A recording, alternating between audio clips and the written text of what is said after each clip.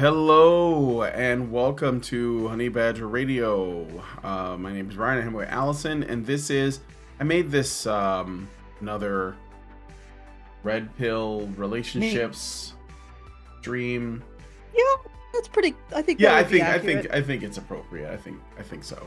This has something to do with relationships, which is I don't know if you guys have noticed, relationships have become pretty politicized.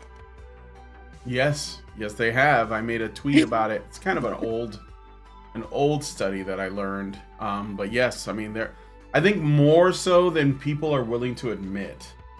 But yes, dating and relationships are a challenge despite all of the technological progress we've made in our ability to communicate.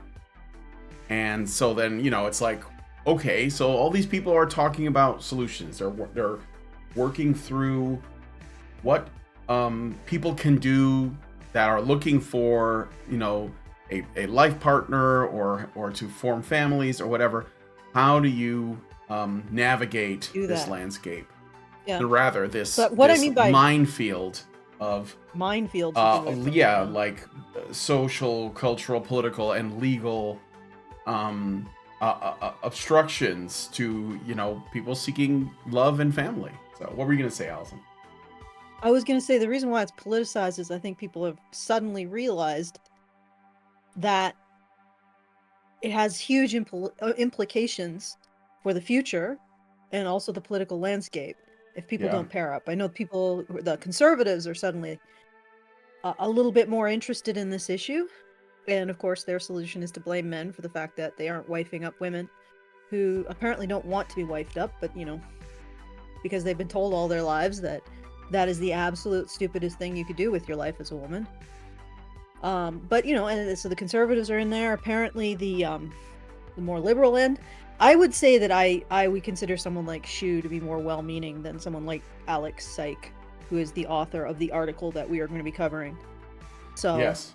but we see the left is getting in on this. Maybe they're also realizing that this is going to be a problem. So it's starting to become not just a minefield like it was before, but also a political minefield. Mm-hmm. And a lot of people are waking up to the issue of population implosion as a result Yes. of our society's decision to tell women for several generations that the worst choice they could make is a man. What do you think was going to happen? Yeah. Like, I mean, you could maybe make the argument that the transgender stuff was going to take us by surprise. I'm not sure how you could make that. I mean, you could make an argument that holds a little bit more water, but when you construct an entire movement based on the idea that men are horrible for women, they're toxic for women, they're basically a poison for women, the end result of that is going to be a lot of women not getting into relationships with men, at least not permanent ones.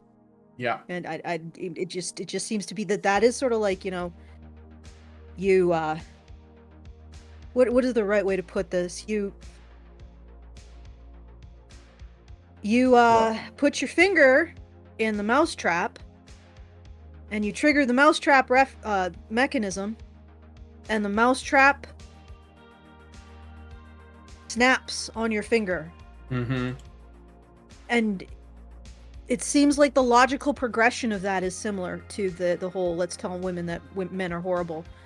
Yeah. Oh wow, there are no relationships forming. We're dealing with population implosion. Geez, yes, because you put your finger on the mechanism in the mousetrap and it triggered, because that's what it does when you put your finger on it. Yeah. And then it snap closed on your finger. Yeah. That's how causality works. And everybody's like surprised, and everybody's creating all of these bizarre theories and solutions. Like I said, I mentioned the conservatives are like, well, just man up, wife them up, hit them over the head with a well, don't do that because that would be violence, but just force them through the sheer force of your masculine miasma. Just hit them, put them in your thrall, and then drag them home and wife them up. And then there's people like Alex Psych who latch on to another way of blaming men, which is, dude, even though men have a spectrum of personality traits that runs from shy to extroverted, what you need to do is fundamentally alter yourself on a personal, like the most intimate level you could imagine. Fundamentally, with no support, by the way. All I'm going to do is shame you for not being extroverted. Fundamentally alter yourself. Fundamentally alter your risk, your sense of risk, and your conscientiousness, because that's another thing that could impede you from going out and slaying the babe. You know, just fundamentally alter these aspects of yourself and you'll be golden. Mm-hmm. Okay. Thank you. Thank you. Thank you for these. It's not even advice. I think it's just another way of saying, yeah, let's blame men so we don't have to, we think we're doing something. Yeah, I mean, basically nobody's willing to, you know, go to that, to touch that third rail, basically, you know, and be like, well, maybe this is the problem. I mean, some people are, like I said, you know, I know that people don't like, I don't know why, but I mean, I think I know why, but I like that Pearl does it, you know, or at least, you know, did for a while, and I see that others do, like Emily King, I think, the Dadvocate, Fem Sapien. There are some, and it's women, and I said for a long time it has to be women. I mean, men should certainly continue to say what they think, but women have to be a part of it, because when men do it, you get studies like this. That's what kind of what this is, right? Where they try to throw, you know, they try to dismiss men on the basis of, oh, you just haven't read enough of the Evo Psych books, or you're not you know, doing masculinity well enough, because if you did, you could just game your woman forever. And it's like, well, yeah, maybe the problem isn't that, or isn't that alone, but rather, you know, there are other, like, machines at work, like the state, like these laws, like these things can't be manned out of, you know? No, they can't. And also, I would like to add that saying something like fundamentally alter your personality is not really advice, and it's not helpful. Yeah. Like, I mean, if you're gonna say that, fundamentally alter your personality. Okay, action plan, strategy, steps, lay it on me. Because otherwise, all you're doing is saying, let's blame men some more. For something that we feel better about, something that we feel is more plastic, which I don't know where they get the idea that personality is more plastic than physical appearance. Like, men can get plastic surgery. They can lengthen their legs. It's excruciating, but it's possible. Fundamentally changing your personality, it's a lot more difficult to move. Yeah. Or at least it is as difficult, right? So I don't think that you're escaping and saying, oh yeah, well, if they just do this, they'll be fine. And I'm not saying it's impossible. Yes, this could be a solution. Maybe encourage yourself, become more extroverted. Learn how to socialize in, like, really charming ways. And we could talk about that, but you need to give them an actual game plan, not just tell them, hey, fundamentally alter yourself. Like, what do you do with that? And then the other thing is that when guys do these kinds of improvements, what are they getting at the end? Like, they're still getting the same women who don't want men. Yeah. They're still getting, like, women who are incentivized and encouraged to be entitled. I'm not even saying that they are, yes, but they're certainly encouraged to be. But to think that, okay, first of all, they have been indoctrinated to think that the worst choice they can make is a man. So any individual man has to overcome that negative campaign that the very society he lives in has conducted against him as a partner for a woman. I mean, it's everywhere. Like, you can't open a freaking Guardian or Times article without seeing somebody explaining once again, for the umpteenth time, how awful men are for women. I mean, our culture is utterly saturated in how awful men are. There's an entire branch of academic study devoted to how awful men are, and men are supposed to overcome that, rather than us just knocking it off. You know, like, if we don't want to disappear, if we don't want the human race to disappear, we gotta knock this shit off. We can't just, and the honest to God truth is that men can't overcome that. Because that requires... My doggo has decided to comment as well. Can you hear him? No, I don't hear him. Okay, well, apparently it's not picking up canine. He's just, I don't know, maybe he was saying preach it, sister. But you're asking men to overcome the social proof that they're awful, right? All of the people, this whole social landscape that is self-reinforcing about how awful men are, it has a lot more social proof than the stray man who's just walking down the street and sees a woman he likes, right? And he says, oh, maybe I'll go up and talk to her. What social proof does he have? None. And yet he's expected to go up against this entire narrative that has an unbelievably huge, dense web of social proof of people saying and agreeing and emphasizing and amplifying. You see what I'm saying? Like, the social proof in our society, like what we as a society have put our social proof behind, is the idea that men are terrible for women. It's really hard for a man to overcome that. Unless he has like oh yeah, I'm part of this, I got social proof in this community in his pocket, which might look a little weird. But anyway, I'm just putting that out there. There's some shit that we need to resolve too. We can't just be like, oh, it's all men. It's all on men. Well, we can. It's just that that's not going to change a damn thing. Like, honestly, like, we do what Alex Psych says. We do what the conservatives say. In 5 years, the problem will be worse. 10 years, the problem will be worse. 20 years, the conservatives probably at today will no longer exist as all of the conservative will disappear, because the party of single women will be that much more powerful. Like, the more we increase the number of single women, the more powerful the party of single women becomes, the less conservatives get a toehold. Until they reverse that. Until they actually start dealing with the problem rather than just blaming men. Okay, that was a long ass rant. It was a big preamble. Right. We haven't even gotten into the intro or anything yet, but well, but you want to do this anyway? What? No, you know what it's gonna be, right? It's Alex Psych. Talked about him before. Yeah, we have. Okay. So anyway, if you enjoy this content, please support the show, because we are doing our monthly fundraiser at feedthebadger.com/support. And if you want to send us a message at any time during the show, if you have an opinion on what we're saying, you can do so at feedthebadger.com/justthetip. That's feedthebadger.com/justthetip. You know, send us something to tell us we're not screaming into the void. All right, let's. Okay, well, we did go into the.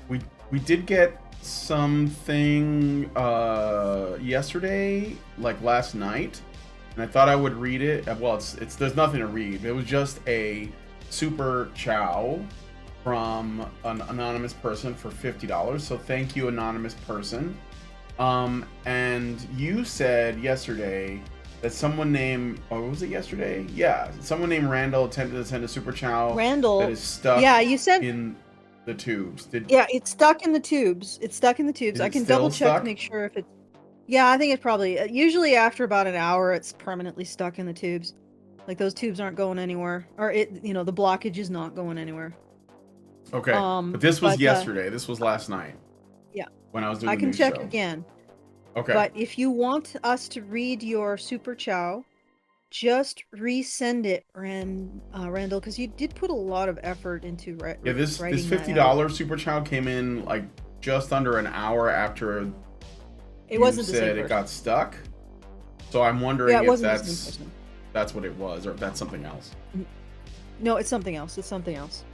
All right, with that done, yeah, let's. All right, well, yeah, let's take a look at this article again. Send the super chats, rumble rants, and I'll be sure to read them out, and shout out to the Rumble gang. Okay, so let's take a look at this. This is from a website called datepsychology.com. I think this is Alex Sykes' website.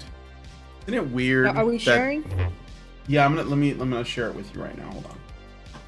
Yeah, and then tell me what's weird. Yeah, you can look at it. Okay. Isn't it weird that this guy. I'm not saying he doesn't exist or anything, but he just kind of like is at the front of the conversation now, like suddenly. Then something isn't that weird? Like, we've been doing this for years and years and years.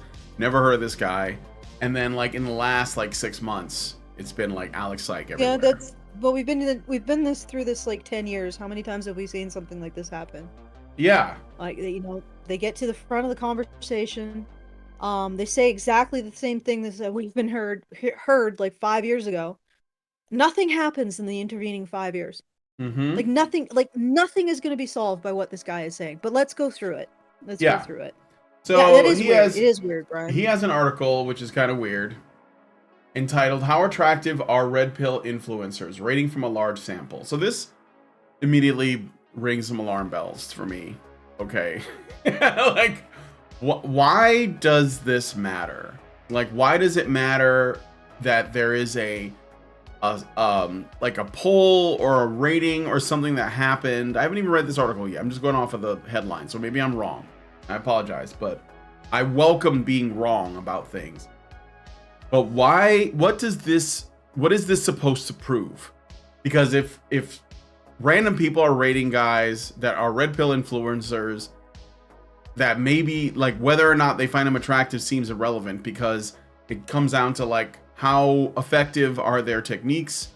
If we're talking about like PUA types, or what if we're just talking about people who care about the legal problems or the political problems, and they're part of the red pill space? Does their attractiveness matter? Like, if you're talking about child custody or false allegations or any number of political problems, you know, fatherlessness, etc., child abuse, domestic violence, does your looks matter that much? Like, it makes me wonder what this is really about. You know, BX or Bex, she said that she thinks that this guy Alex Psych is a fed. I'm just saying that she thinks it.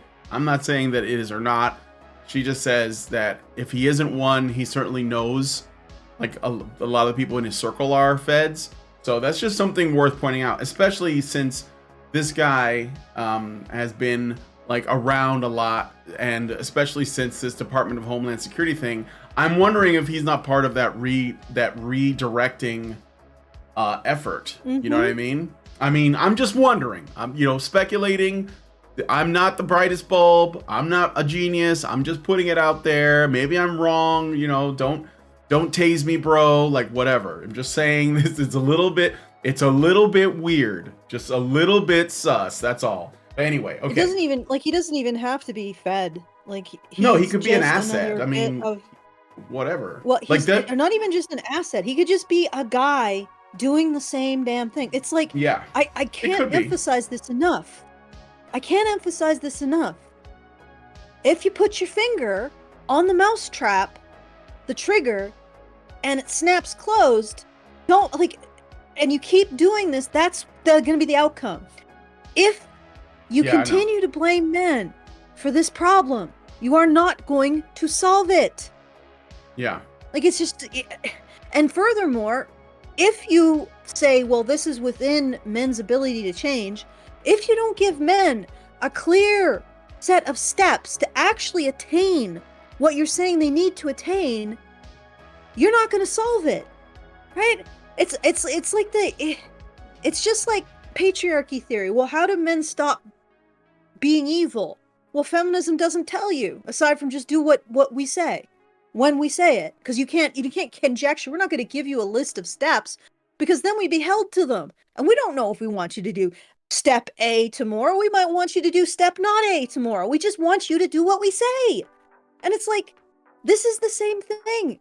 If somebody is going to, if someone comes to you and says, I advocate for lonely men, and he's starting with shaming them and giving them no actual clear steps to attain what he says they need to attain, he is not a helpful voice. He's not going to change anything. The needle is not going to be moved by Alex Psych. And the fact that he gets so much attention just shows how much is given to people who will not move the needle. People who give more comfortable lies about the situation, rather than saying as what it is, what they actually see. And that's what people want to hear. That's either what people want to hear, or that's what's astroturfed into the biggest voice. But again, he's not going to move the needle. This problem's going to be worse in 5 years. It's going to be worse.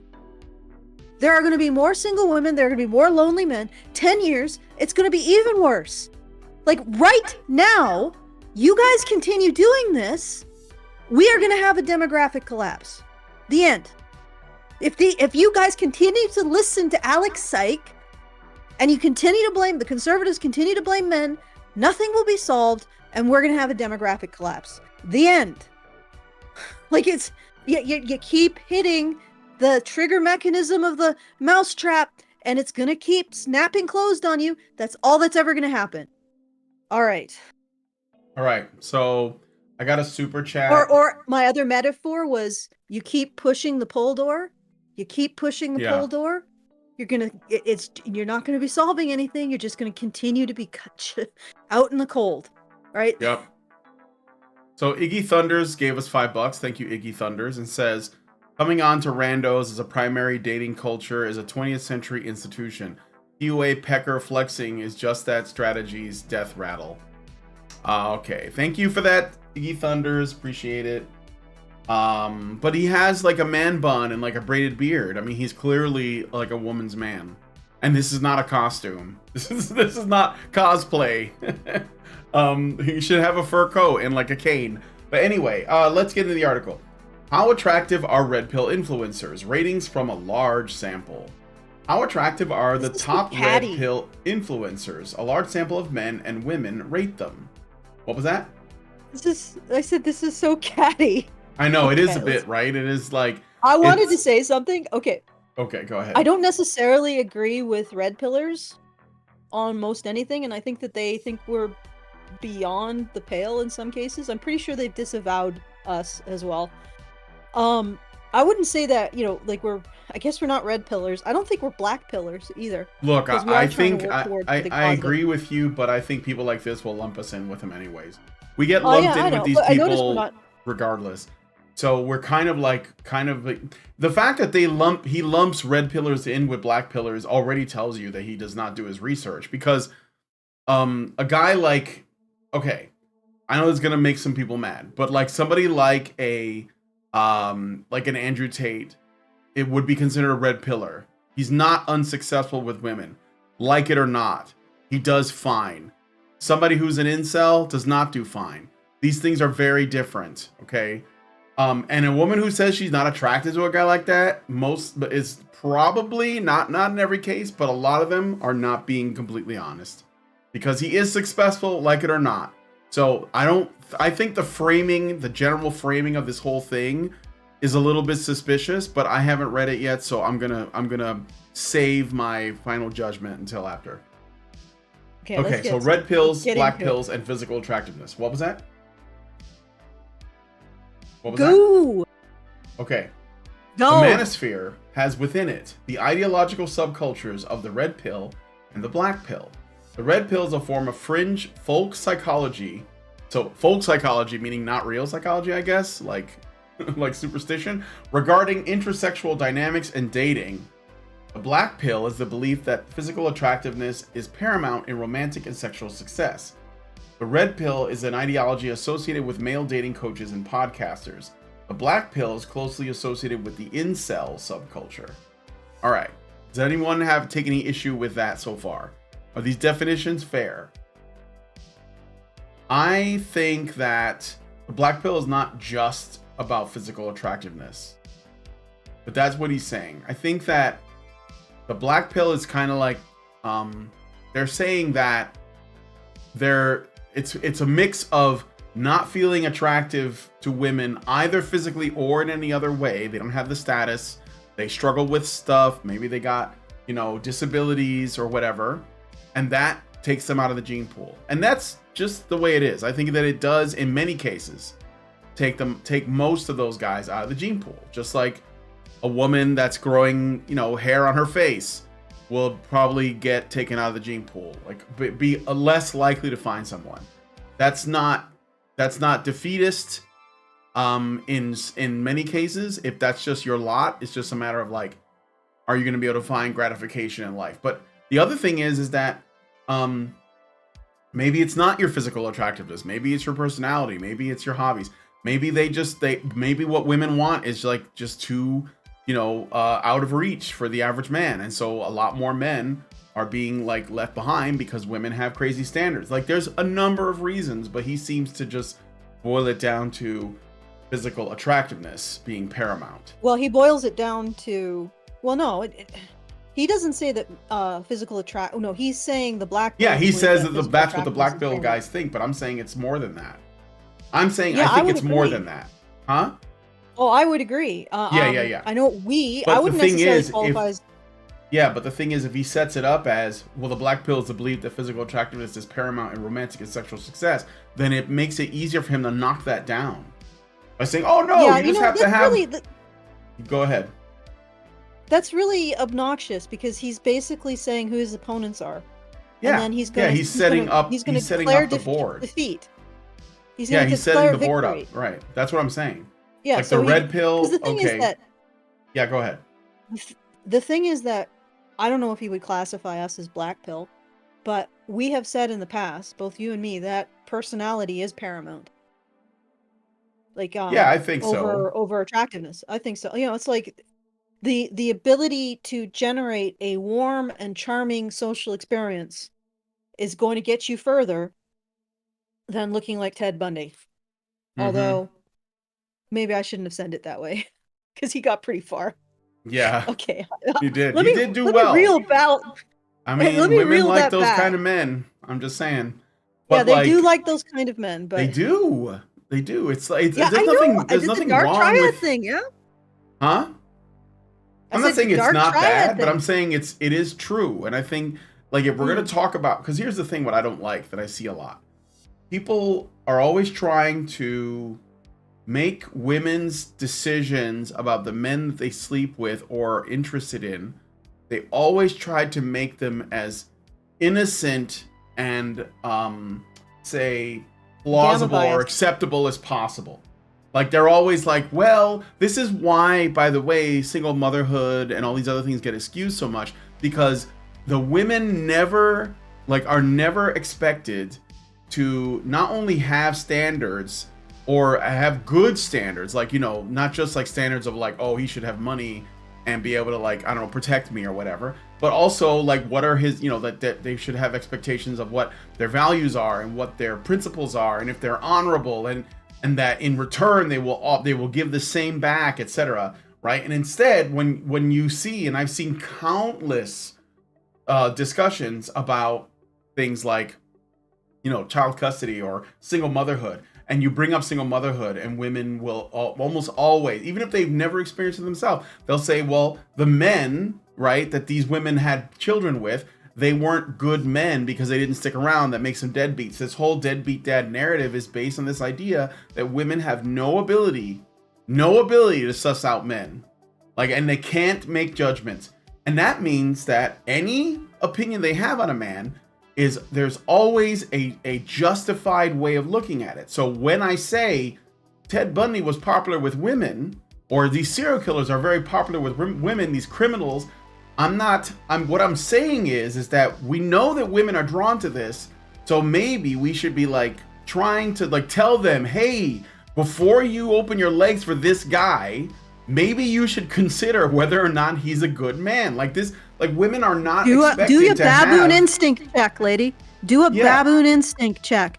Are you living out your baboon instincts, or are you actually like you're actually a human, or you're actually acting out human sense? Yeah, because we get into this eternal thing of like, I guess you could say there's a lot of men that want to be fathers. I would say most men want to be fathers, and they want to raise their own children, and they want to be involved. I think that's probably the overwhelming majority of men and women. But there are evil men in the world. There are men who will like, act like they're not responsible for anyone. None of their actions matter. They will make babies and run off. They won't take care of them. Those men absolutely exist. Okay. The problem is that women keep fucking them. So like what they have to do, what we have to do is we have to say, ladies, that guy, if this is not what you want, then don't fuck him. Like, you have some standards, and not just like crazy standards like 6 figures, 6 feet, 6-pack. I mean, like, you know, I want to be with a man who's going to stick around. Standards when it comes to character. Yeah, like, right, look, like, and the thing is, we never ask that of women. This is why they're doing whatever, and then they're like shrugging, like, I didn't know he was a serial killer till he killed my ex-boyfriend because he came visiting. Like that whole Hunter Avalon thing, where like, you know, the girl's ex-boyfriend showed up at Hunter's house to murder him because he was jealous or something, right? I don't know the whole story, but the point is, why was she fucking a guy that was likely to go off and try to kill her boyfriend because she broke up with it? What? Like, there were signs. I know there are signs. Like, when you meet people, there are signs. There are ways to suss people out. And we don't ever ask this of women. We never ask it. And there's a really, really big one that you can tell if you're sussing out a guy who's a bad man. Look at how he treats other men. Yeah, look at how he treats other men. Right Absolutely. there. But like women, that's the thing though. Like I guess what I feel like I'm going off like too long of a tangent. But my ultimate point is that I don't have a problem calling out women's bad taste in bad men, because we don't do that. All we do is excuse it. And so it keeps happening. And then we're like, why are there so many single mothers? Why? And then of course, the worst men are the ones that get rewarded with the sex and the reproduction. And then what happens when people look at society and they're not looking at the women's choices, but what do? They just blame men as a whole. Oh, this is all a man problem. It's like, no, it's a bad man problem. And it's also a woman problem for rewarding those bad men with reproductive success. Like, why is it that, you know, good men... The framework of this article, to get it back into here, the framework of this article is trying to take the issue that the black pillars say, okay, what do women want? What do they say they want, for God's sake? 6-pack, 6 foot, 6 figures. 6 figures. Okay, we already know from statistics that if men earned another half again of what they earn on average now, more of them would be married. So money is a huge, and it's also a big contributing factor for divorce, right? So we know that this is the stuff that women want. Yeah. But we are not allowed to, like, the whole thing, and this is what's so frustrating about it. It's like watching these people make the same mistake over and over and over again. They blame men for it. So the black pillars are saying, this is what women want. We're not capable of giving this to women. You know, and nobody really is, because we need like 2 other earths to provide the material goods to make women want to mate, which is just, that would be a disaster. Okay? We can't do that. Women have to control their material desires here. Otherwise, we're going to kill our planet. But regardless, if it like literally, we're at the stage that if we were to get all of these women partnered up, we'd need another Earth and a half to fulfill their desires. Right? And that's not tenable. It's not tenable. But the black pillars are saying, this is what we see women want. Men like Alex Syke are saying, no, what's actually happening is you just don't have the character. Like, women want character, and you don't have it. And that's just another way of blaming men. At some point, we have to recognize the truth. Because it's funny, because when I read history, they recognize the truth. They'll talk about, for example, Viking society. And they'll talk about the pressure that was placed on Viking society because women there was polygyny, and women were preferring men who came back with armloads of booty, right? That created a lot of men with no prospects. And what did those men do? They went out on raiding parties. They formed armies. They conquered lands. They took slave girls, right? And the historians are like, yeah, the pressure, the mating selective pressure placed on men constructed this, but we can't say that in our society. Women are creating selective pressure on men. Mm-hmm. They're creating an underclass of men who will never have children because of a certain expectations that realistically men can't fulfill. And if they did, we would be facing an ecological catastrophe that would make Greta Thunberg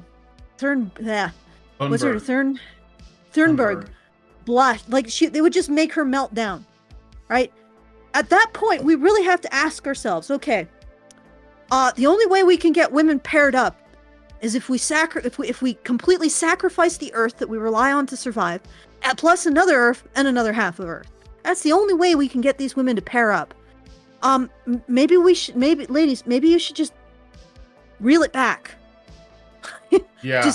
Well, maybe your expectations are a little bit too severe. The only way, that's exactly right. I mean, the only way, I mean, I'm not trying to just blame women. I mean, but women have to come at least like halfway. Jesus, like we're not even able to bring it up. Like I'd like to table this discussion. I'd like to table this. We can bring it up in any era except our own. You will see historians talking about the selective pressure that women place on men and how it causes certain social phenomenon. They'll talk about it in the past, but somewhere in the 1950s we stopped being able to talk about it. Okay, let's get another paragraph. All right, let's get in the article. We're just masturbating at this point. Trying to pin down a simple definition of the red pill is like trying to pin down a singular definition of woke. Actually, no, it's easy. Woke is critical consciousness. Postmodernist frameworks such as the red pill or the woke do not lend themselves well to straightforward descriptions. Both have high internal ideological heterogeneity. Denizens of both ideological communities will tell you it's not that is not the red pill or that is not woke. But anyone familiar with the landscape can recognize both easily. Oh my God, this guy, he exists on the 9th dimension with an IQ of 1 billion. The most intelligent person I've ever seen because he criticizes both sides. I love the both sides thing. I love it. Why don't you, instead of like trying to throw people into categories, how about this? How about you list off the stuff that you agree with, that you hear coming from the red pill side, and then you list off the stuff you disagree with, and then just refute the stuff that you disagree with, but you make sure that this is actually shit that the red pill side has said. How about that? How about we just do that? How about we deal with the things instead of like, oh, this box is really weird, and this other box is also weird, but I don't use boxes except to put other people in them, you know? I don't use boxes. I just box up other people. I'm not in a box. I am beyond the box. I am in the 11th dimension, looking at you mortals over here squabbling over silly things like the sides. Sorry, but there are people. Oh my God. And never mind. I'm just gonna stop. There's there's basically two. He's in a box. Like he doesn't want to say it, but he's obviously in the box of blaming men. That's the box. Like that's the box he's in. That's the box. Yeah. Like, there's really I'm beyond that, guys. I'm way past. It's not even a box. Yeah. It's not even a box. What it is it's just an unexamined impulse for gamma bias. If you want to call it gamma bias, which is just assuming the worst of men and the best of women, right? That's what it is. Women are wonderful. It's an unexamined bias, right? He's acting it out. So there are people who act out this unexamined bias, and then there are those who have examined it. There's no box, because people who are acting out the unexamined bias could at any moment say, why is it that I'm always blaming men and women are never to blame? And yet women are empowered somehow in my cosmology, despite the fact that they can do nothing to affect any outcome. They can, at any moment, they can stop and say, wait, what am I doing? And actually recognize that women do have an effect. And the funny thing is, again, you look in history, you look in the analysis of history, and you see that. You see the recognition of the effect of women on society. But for some reason, we can't apply that to today. It's just it's like every contentious political issue. We can't think about it logically in the moment. But we can think about it, like all the contentious political issues from the 1950s. Now we can talk about it. The grassy knoll, whatever else. But then you can't talk about it. It's like we can recognize gynocentrism in the past, but not at this moment. Not when it matters. Okay. Yep. So I got a super chow. from Great Indoors, and he says for $10, Brian, last time you said you had watched some of the video by the professor in psychology I posted in recommendations. Yeah, I saw that video in my list here of things to watch. And at the end of that video, he refers to a link to, quote, groundbreaking work, end quote, done by a university in British Columbia. There might be some interesting stuff to look at. Just a tip. Well, thank you for that. I will definitely check it out. We have lots of things to do. We have lots of content. So, all right. So anyway, making things easier for everyone. There is no shortage of influencers who self-label as red-pilled. We can simply look to the influencers who call themselves red-pilled and take them for their word. Black and red pill ideologies are occasionally at odds with one another. The black pill places a nearly exclusive and total emphasis on physical attractiveness, while denying the role of personality in producing romantic outcomes. Conversely, red pill communities overlap with pickup artistry or learning game. They are personality centered. Within the ideological framework of the red pill, men can learn to become successful with women by modifying their behavior or becoming more alpha. Most red pill. Can I get in here? Yeah, go ahead. All right. I want him to look at, like, recognize that there is those who blame men and those who are willing to include women in the blame. And that's, I mean, the red pillars, I wonder if he is going to have a thing that says, well, here's the other half of the equation. Yeah, or even discuss what his side, or whatever side he's on, the other side. Well, where is the analysis of the left's advice for men? Or, well, they don't really have much aside from bootstrap. Pick yourself up by your bootstraps. Okay, let's stop being an oppressor. Stop raping women. Mm-hmm. How about give us your stuff? Yeah, I've seen it. Okay. So most red pill influencers claim to be successful with women. A few claim to have astronomical body counts or past sexual partner numbers, even despite no receipts. Pickup artist terminology for proof. It's not just pickup artist terminology. Receipts is kind of like modern slang lingo, but okay. Or even despite having been married for decades. There is no way to verify their claims. Fitting for a postmodernist ideology, trust me bro is the order of the day, and if other men believe the war stories of red pill influencers, it's simply because they want to. There is no rational or evidentiary reason to believe them, and given the extent to which their popularity rests on their claims to being successful with women, we should expect them to have motivation to exaggerate or lie. If the court, possibly. I mean, like, so a lot of guys are out here trying to sell a product. Is this a study? Is this like being presented as a study, or just some guy's opinion? He said it is. Ratings from a large sample. So yeah, that's bullshit. Yeah, we'll see. Well, there is. I can go. You want me to fast forward? This is basically like where he's giving all of the background on stuff. Let's go to let's just jump ahead. My doggo's dread enemy, the Purulator courier, is here. Oh, okay. I gotta go. I'll be right back. Go? Just read some more. Just read more. All right. I'm gonna read. Comment as you wish. I got another super chow, so I'm gonna read that. Why didn't it come up on my chat? Oh, there it is. There it is. Yeah, it did. All right. I'm gonna read this other super chow. So thank you. Telemnar gives us $50. Thank you, sir, and says some traits of a psychopath: superficial charm, impulsivity, callous. In the modern dating sphere, being superficially charming is far more important than it used to be. Impulsivity and callousness allows a psychopathic man to give a woman an emotional roller coaster, extremes of emotion, good or bad. Also very important. Therefore, the current social setup favors the success of more psychopathic men, at least in the short term. Well, if you're just trying to get laid, right?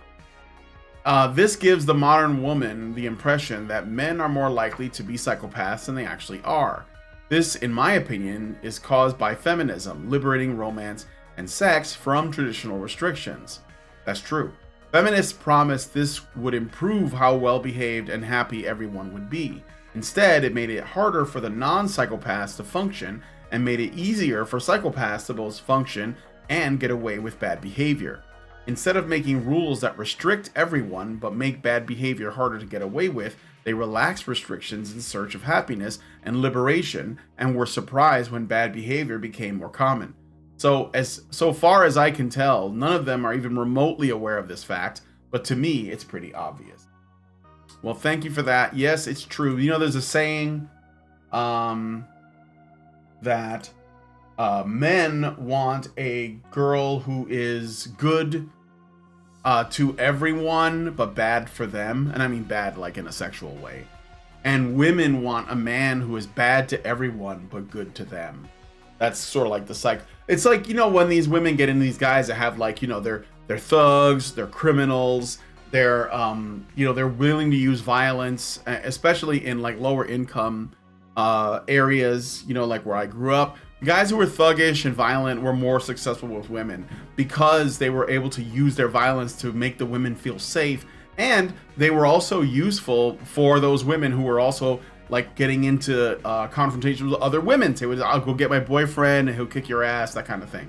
And that's what they wanted. They wanted a man who would be like almost like an attack dog for them when they wanted, or violent or cruel to other people, but warm for just them. And I think you're right about that when you said that the modern, because you know, this whole thing, this dating scene that we're experiencing, or even like when I was younger, it's all very new. Like, you know, most people for most of history were basically in arranged relationships. I don't mean like from birth you know who you're gonna marry, but more like, you know, you were more likely or most likely to get involved with and marry someone who was in your community, who, you know, whose families knew each other, and you went to the same things, you went to the same, you know, picnics, barbecues, events, churches, whatever, clubs, and, you know, that was where you would meet your partners in most cases. And only recently, and I don't mean like even before the internet, but when the dating thing was like the way that you know, even before when men and women were dating, it was very like, you know, structured. Like the girl would meet the boy in school, and then maybe he would go to her house and meet her parents, or vice versa. So it was like, you know, it was very structured, and so you weren't necessarily seeing those kind of men, because those kind of men wouldn't be successful, because the girl's dad would be like, no way, right? Or on the reverse, you know, if there was a girl who was like toxic in some way, or she was going to be emotionally abusive, like the mom or the dad would notice it and call it out and say, son, I'm sorry, you can't date her, or whatever, right? But we don't have that now. It's all like it's a free for all. And so, you know, you're going to get a lot of people missing the mark. It's also like not really great for women too. And this is where, you know, we can talk about, because if you think about it, all of the vetting is on women. And yeah, well, it should be on, because there's no parents or older siblings or something. Yeah, it's like it should be. The problem is that we've gone from a situation where people know each other, which is what I think what you're getting at with the arrangement, is that you know this person. Yeah. Your family knows you this grew family. up with them, right? Yeah. They're vetted, their morality, their ethics, their behavior. Everybody has a sense of each other. And the boy is vetted as well as the girl. So it's not all on women to vet men. So that's something I would sympathize with women. A lot of stuff sort of comes down all on women. I'm not saying that they're doing a very good job of it, and I'm certainly not saying that when they fail that it isn't really their responsibility. But on the other hand, they don't have the support of the community that they used to. Yeah. So what are they looking for? When you take women out of a supportive community, what are they going to end up looking for? Well, they're going to end up looking for the baddest motherfucker on the block. Whatever like gets them wet, basically, like whatever superficial. they find, well, not just wet, exciting. But no, I mean whatever they find exciting, though, like, you know. Yeah, exciting, but also whatever they find protective is what I'm getting at. Is I think women's choices in partners change depending on their social circumstance, and I think this is actually proven. If they're in a community that's supportive, they're going to probably want a man who has those community values, and they're going to be able to find them because they'll have the community, you know, helping them out or vetting, right, and their families. if they're in a situation where they're in complete isolation, which is what we've done now, what are they going to look for? They're going to look for someone with the greatest amount of power, because they're no longer protected by a community. So it's like we've put this narrow laser focus on the man and the woman, and it's almost like as much as I want to say it, like, and again, I know that women have responsibility, but on the other hand, you know, we're putting women in a situation, or women are in a situation that would incline them towards wanting the most powerful man they can get, and because they are not in a protective community. Do you see what I'm kind of getting at? Yeah. And nobody wants to talk about that either. Well, nobody wants to dig into this and really understand the factors. Yeah. I mean, what we get is this. Let's keep reading this lukewarm dog vomit. All right. So I'm jumping ahead to another section because I was reading Telenar's gigantic super chat, but thank you for that. Halo effects, liking, and perceptions of attractiveness. Dion et al. 1972 classically identified the halo effect, the observation that we perceive physically attractive individuals that have more positive character traits. The halo effect is bidirectional. We also perceive individuals who we see positively as more attractive. So it goes both, you know, we think that more attractive people are better people. We also think that better people are more attractive people, is what he's saying. In other words, if someone likes you, then they will tend to rate you as more physically attractive. If someone doesn't like you, then they will rate you as less attractive. This is something that everyone who has a picture on social media has experienced. If someone calls me unattractive on social media, it is always within the context of a hostile debate.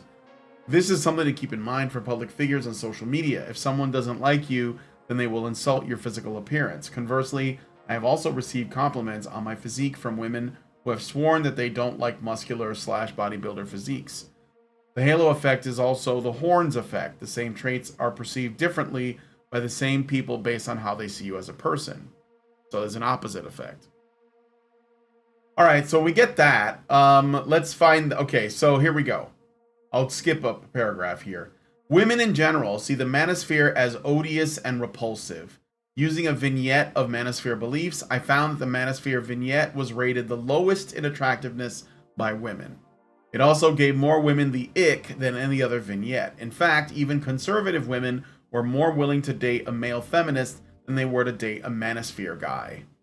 So why is that, though? Like, this is a good question to ask, okay? Why do women find the manosphere odious and repulsive? I mean, this is what he's saying. I'm not, I mean, like, also, does is that it, justify... well, what I'm saying is it based on interactions with them, or is it based on what they heard about them? Because if there's like, you know, rumors or press about people in the manosphere and how terrible they are, then, you know what I mean? It's like saying, I don't know, it's like saying women in general see Jordan Peterson as odious and repulsive. Well, based on what? Based on, like, knowing him and meeting him in person? Based on watching his, like, his talks? Or based on what the media said about him? I think that matters. I think you can... He says he uses a vignette. He used a vignette. What does that mean? He's... Okay, keep going. All right. Read the rest of the This paragraph. raises a potential Respond to what problem he when said. asking participants to rate red pill influencers. We should expect participants who view the red pill negatively to rate them lower, and participants who view the red pill positively to rate them higher. We might also expect an effect of familiarity. More familiar individuals are perceived as more attractive. Let's put Can this I just another... point something out? Okay, Yeah. so he used vignettes. I don't know. I'm guessing that we can't access his methodology, his survey instruments, or anything like that. There might be something down. Maybe There's a later. methodology section here. Let's put a pin in that. Let's put a pin in that. Okay. But the women find manosphere odious. That's interesting, and it's going to be very interesting to when we follow up at the end for some of his findings. Yeah. Okay. Women find the manosphere odious and icky. Women in general see the manosphere as odious and repulsive, and it gave more women the ick than the other vignette. In fact, even conservative women were more willing to date a male feminist than they were to date a manosphere guy. Now, I also take issue with that too, because, okay. well, but I mean, conservative women are feminists, Allison. Like they are. They're absolutely feminist still. Like most of them are still feminists. They're just not like crazy gender ideologue, pink-haired feminists. They're just sort of like second wave Gloria Steinem feminists. Like they're still feminists. They believe that men oppress women. They still believe that men have either oppressed women or would do it again or do it somewhere else. They are still. So when he says even conservative women in italics, I'm like, yeah, but conservative women today, most of them, they're still feminists. Like they're at least the most charitable I could be is to say that maybe they're just like the suffragettes. But that's not saying a lot. You know? No, it's not saying a lot. You're a racist. You'd have to be like an Amish woman, like to be, you know, or like a fucking you know, like one of the Puritans. Like you'd have to be a woman who is so trad that she's not even on the internet. Like for me to be like, yeah, okay, that's probably not a feminist woman. So okay, but also I want to say, if you believe that men oppress women, then I think you're a feminist, and you are actually embracing. You've basically just given up the ghost at that point. Yeah, that's right. Because you're embracing a theory of reality. It's a non-starter. That is, yeah, it's just that is your theory of reality. Okay, there's nowhere to go with that. Okay, let's go. So when they say they're more likely to date a male feminist, what they're saying is conservative women would rather date a man who is basically going to like do what they ask, like basically put them on a pedestal. And of course they are. Well, who gives them moral authority over him? Basically. Yeah, exactly. Even like I'm not talking about like a crazy, you know, male feminist that's actually not even straight and he'll like roundhouse kick somebody because she's pro-choice or pro-life. I'm talking about like just a guy who, you know, basically says, I think it's just like the same level. I believe that women throughout history have been oppressed, and I'm going to be a better man than the average man, the one good man. That's and they of course they want that because that man will serve them and will give them moral authority over them. It's got nothing to do with them being conservative or liberal. It has to do with like what do they think of, what is their view of the world in terms of the relationship between men and women. And most women across the board, and most men across the board, to be fair, believe that it is true that men either did oppress women at one point, do oppress women somewhere in the world, or would oppress women at some point in the future. So, I mean, nothing else matters after absent feminism. Yeah, absent feminism. Yeah. So, okay. But let's keep going. Let's find out what his great discovery is. So, and it's not really a great discovery because this is really crap science. So let's look at the methods, I guess. 738 participants responded to the survey. 21 responses were cleaned. What? Where did you get these, sir? I think it was. Did you just do an internet survey? Is it just a Twitter? No, well, they don't. You can't do a very complex survey on Twitter. It's a weird number though. Probably 738. No, he just set up like I'm guessing he set up. I shouldn't have to guess. There's a table. He set up a survey on the internet and just tweeted it out. Okay. Yeah. This is a self-selecting from your own audience. This is most likely a self-selecting sample from your own audience. This is as valid as a Cosmo poll. All right, but let's pretend like this is actual science. Come on, okay. All right, so 738 participants responded to the survey. 21 responses were cleaned or failing attention check. Oh, so there was originally 21, so 750 or 749, or erroneous responses. 83% of the sample was heterosexual, 15% was bisexual, and 2% was gay or lesbian. To ensure ratings from opposite sex attracted individuals, the analysis was conducted only with heterosexual and bisexual participants for a total sample size of 703. So it's actually lower than 738. 46% of this grouping is female, so the majority were men, by a little bit. Participants indicated political ideology, feminist identification, that doesn't matter. Like I just described, you know, whether or not they identify as feminist doesn't matter. Traditionalist identification, same. I mean, for women, I think that generally they want their cake and eat it too. In most cases, that includes feminist women, and Christian identification on a 7-point Likert scales. Participants also indicated how positively or negatively they viewed the black pill and the red pill on 7-point Likert scales. I don't know what a Likert scale is, Allison. You want to look that up while I'm reading? Additionally, participants indicated how well they believed they did on dating apps, as well as their total lifetime number of sexual partners. Binary variables for black pill identification, red pill identification, and incel identification were included. Binary variables. Okay. Participants were Likert scale. Huh? A Likert scale is a Likert scale is a rating scale used to measure opinions, attitudes, or behaviors. It consists of a statement or question followed by a series of 5 or 7 answer statements. So like slightly agree, strongly agree, that kind of thing? Yeah. Respondents choose the option that best corresponds with how they feel about the statement or question. Okay, let's keep going. All right. Additionally, participants indicated how well they believe they did on dating apps, as well as their total lifetime number of sexual partners. Binary variables for black pill identification, red pill identification, and incel identification were included.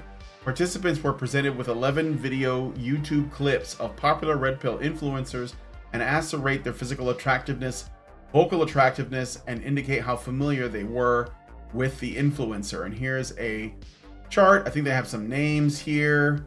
So before I do that, I think somebody sent another super chat, so I'm gonna read it really quick so that we don't miss this. This is from Iggy Thunders. Thank you, Iggy Thunders gives us $5 and says, red pillars should just span the lyrics from The Price of a Mile by Sabaton anywhere Alex Syke posts his get good bullshit. Thank you. Yeah. Thank you for that. It doesn't even red pillars probably are okay with the get good message. They're not like, we are different. Like us, me, Brian, Honey Badger Radio, we're different. Red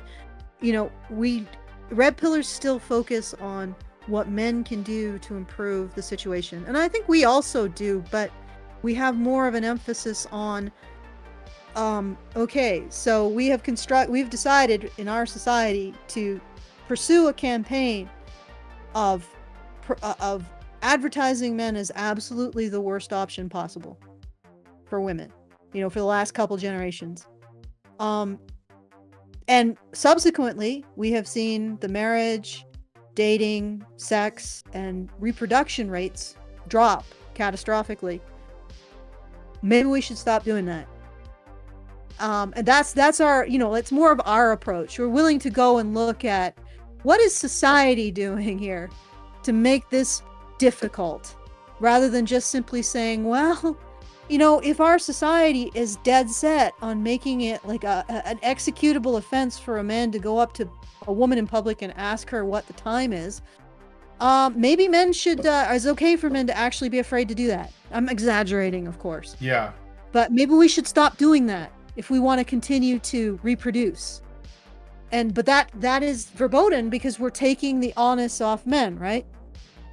By recognizing that when a society, which is considerably seen as having considerably more social proof than that, lone guy walking down the street and seeing someone attractive and saying, hey, maybe I'll talk her up, maybe that society can take responsibility for its effect on the dating market. Maybe the people who control the media and academia and the government can take their responsibility for their effect on the dating market. I mean, it's not even all women. Most women just, like most people, just do whatever is easiest. They just follow whatever's easiest. So if their doctor and their women's studies professor and the government campaign that they saw on the subway once all tells them that men, if they get in a relationship with a man, it's the stupidest thing they could ever do, because at the very best, he'll ignore her and treat her like a slave. At the very worst, he'll beat her and cut her head off and throw it in an alley. And she says, ooh, well, I don't want to be with a man. She's just going to do what she thinks is reasonable with her life. Yep. They're the ones who've constructed this narrative in which that becomes reasonable. Stop it. Yep. Okay. All right, so let's look at And then this. when our average dude walking down the street approaches this woman, what does she do? So Calling the police, he raped me. So the women, Good Lord. okay, so this is the results. Average influencer ratings given by women. So these are the averages. Below are the mean ratings given by women for 11 red pill influencers. So not the biggest group of dudes to like divide, but I guess they're like the most well known. So I guess that means something. I just want to point something out. Yeah. I just want to point something out. Physical attractiveness. None of these men rate over, like they all rate under. Yeah, they average. all rate like less, like, well, basically, a 1 is very unattractive, 3.5. a 7 is very attractive. So Brian Atlas, 3.5 is that average. Brian Atlas. Whatever. Oh, Brian Atlas is the guy who hosts the whatever podcast, I think. Yes. He's a 3.4, so he's literally mid. He's mid to these women. Actually, in all of them, nobody rates high except Andrew Tate rates 5.3 for familiarity, but that's only because he's been put all over the news in everyone's faces. This is why I'm saying like the whole thing seems a little sketchy to me, because women are rating it based on the popularity of these figures, and that is coming from how those figures are being reported to them. So when Andrew Tate goes on the news and everyone's saying that he like, you know, is does all these terrible things, he's a terrible person, and he like hates women, and he does all this, that, and the other. Of course, women are going to have an opinion based on what they heard about the guy. You don't think that women operate based on what they hear about people, like in terms of like what their decisions are about their like what kind of person they are? And even then, all this is saying is that the mean 5.3, it just means, oh yeah, I know who he is. I've heard of him. I understand that he has Bugattis and a big house. But he's also like, you know, a prisoner or something like that. Like it's, I don't see how this is that useful. It isn't. It's just bullshit. He's probably using to do a tweet to get attention. Yeah. And What's to vocal continue attractiveness? to fail And why at does solving Anthony this. Dream Johnson rate so high? He's just. This is a bunch of bullshit to justify not dealing with the problem. Yeah. Like, I mean, come on, guys. Like, look at what women are told. They're told that men are a terrible option. They're either going to turn them into a domestic slave, or they're going to turn them into, you know, steaks that they're going to eat with, you know, some fava beans. Like, they're presented as the worst possible option a woman could have, when they are in fact the best, by the way, because women who are married are twice as happy as single women. But they are presented as the worst option. The average woman making sensible decisions about her life, who is she going to turn to? Her doctor? You know, oh, I've seen this study. Married women apparently are half as happy. You know, let's not actually look into where that's coming from, because it's actually from a misreading of the statistics. But you know, you don't do that. You might as well smoke rather than have a husband if you want to improve your health. You know, like. You're better off smoking than having a husband, lady. As your doctor, I'm informing you of this. You know, as your psychologist, where you're going to be have these these patriarchal norms enforced on you by your partner. He's going to have masculine ideology, and look out for that toxic masculinity that he might spray all over you. Yeah. You know, all of these messages have an effect on the average woman's appraisal of her life circumstance. And these individuals like Alex Syke absolutely refuse to engage with that. So they're not going to do anything, because these messages will continue to corrode and destroy our ability to construct relationships in our society. They'll continue to do their work destroying relationships between men and women. And this guy will simply say, oh, men are to blame for all of this. Like, men are to blame for not being able to overcome all of the social messaging that women get. Really? Okay. Yeah. And that's your answer. Just blame men more. And again, you look at the average woman trying to make a reasonable decision about her life. Where is she ever told that actually having a husband is going to improve her health? It's going to improve her sense of well-being. It'll improve her finances if she stays with him. She will have somebody who is dedicated to her and whatever children that she has in a way that nobody else in her life will ever be. Ever. Mm-hmm. This is really critical that women need to know. Nobody in your life is going to take a bullet for you aside from your husband, ever. Yep. Okay? This is what you're giving up. Does anybody tell women that? No. You'll be a domestic slave, or worse, you'll be a murder statistic. Oh, your health will be worse if you have a husband. Oh, your happiness will be worse. Oh, you won't be able to fulfill your dreams. Whatever fucking dreams like, what's the average person gonna do? Like, really, your dreams of being a middle manager in a nail salon. Like, Yep. Good Lord. Anyway, but I'm just Right. pointing that out, and nobody wants to talk about that. No, I don't even think I don't even think anybody's ever even thought of it that way. Have you even heard this from anyone? No, they don't. No, I mean, like, I thought about it, but no one says it. No. Maybe. No. I don't know. I've never heard it.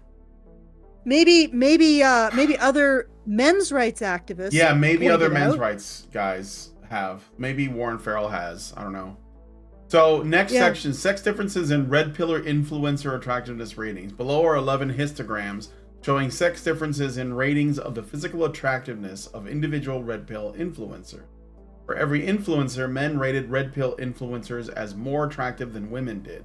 So men found them more attractive than women did, which makes sense because men tend to be more fair when it comes to like assessing the attractiveness of other people than women, especially when it comes to men. Remember when we did that?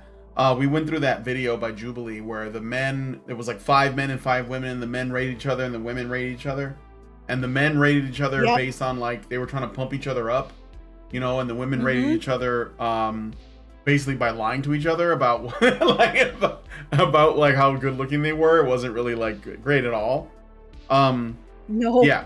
Huh? They weren't honest at all about their looks. No, they weren't honest. That's what I'm saying. Yeah. Yeah, men tried to. They were honest, but they tried to still build each other up a bit. But you know, let's keep going. All right. Let's see where we're going with this. Effect sizes are medium to large for most influencer ratings. Means, medians, effect sizes, and p-values are reported in the chart subtitles. A final chart shows the sex difference in total attractiveness ratings across all influencers. So this is essentially like they got each person rated. So this is Brian Atlas from the Whatever podcast. So more, I guess this is the scale. So in the you have the middle. This is very attractive. You see that men and women didn't rate him very high, probably because they were comparing him to like movie stars or something. But somewhat attractive. I would say this is like neutral, somewhat attractive, attractive, very attractive, somewhat unattractive, unattractive, very unattractive. So you can see the women. Most of them voted. It looks like that he had. That he was considered unattractive. What is the, oh, and that's where the overlap is at. Yeah, I see. Okay. Then this is Sneeko. So more people found him very unattractive. Again, women just shitting on these dudes. Like the guys are generally more favorable if you look at it. Because the men are the gray. Do you see this, Allison? The pink is women, the gray is men, and the pink and gray is like a overlap. So, you know, this is women down here. I see it. You see it? Okay. Yep. Anthony Dream Johnson. So again, well, they found him more attractive, I guess. Women were a little bit more. Actually, no, they weren't. They're down here. This is men. It looks like, yeah. So more men found him attractive. Like, women are just like these guys are not guys. Like, so we don't have to go through each one, but you can see. What was that? I was gonna say these guys aren't like. They're a bit. I would say that. From what I'm looking at, just looking at their images, and maybe we should have put some images up.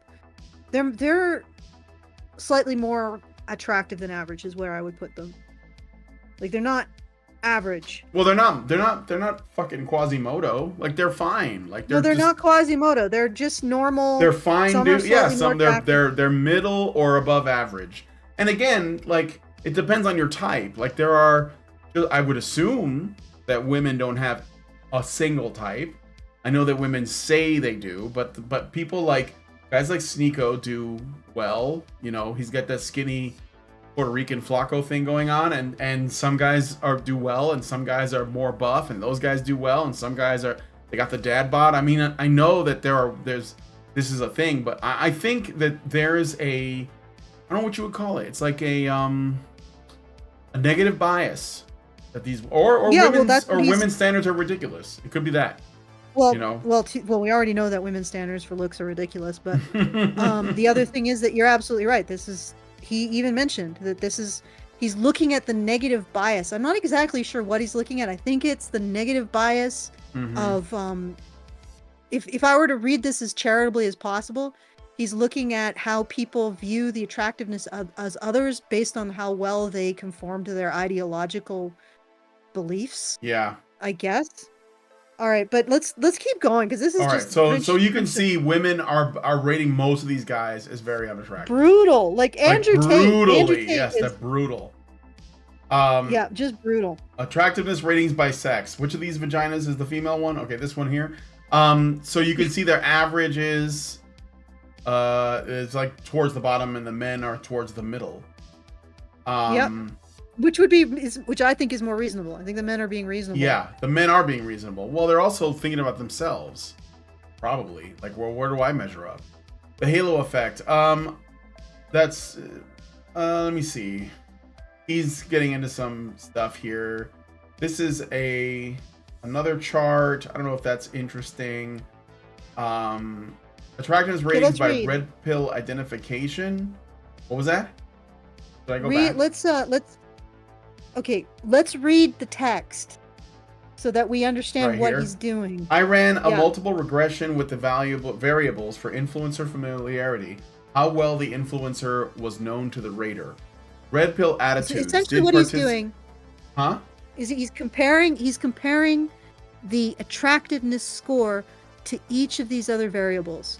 Yeah. So how well the influencer is known is going to be like on the X or the Y, whatever. How did the participants have positive or negative okay, so that's towards what the red pill, black pill attitudes, left, right, political ideology, feminist identification, traditionalist identification, and Christian identification. You should have done men's rights identification. No. Why would you? He already did. Why is he not doing the OG trolls? Okay. No. Red pill is very distinct because I've been in arguments with men in the red pill. Like even as I've said multiple times, but I'm blocked by Rolo. So there is a distinction. There's a distinction between men's rights activists and red pill. And where are we? But of course, I guess the real question is, I don't think that rating the people who are visibly part of the men's rights movement really means anything. Like, yeah, I wouldn't want to see that, but whatever. Let's keep going. Okay. What did he find?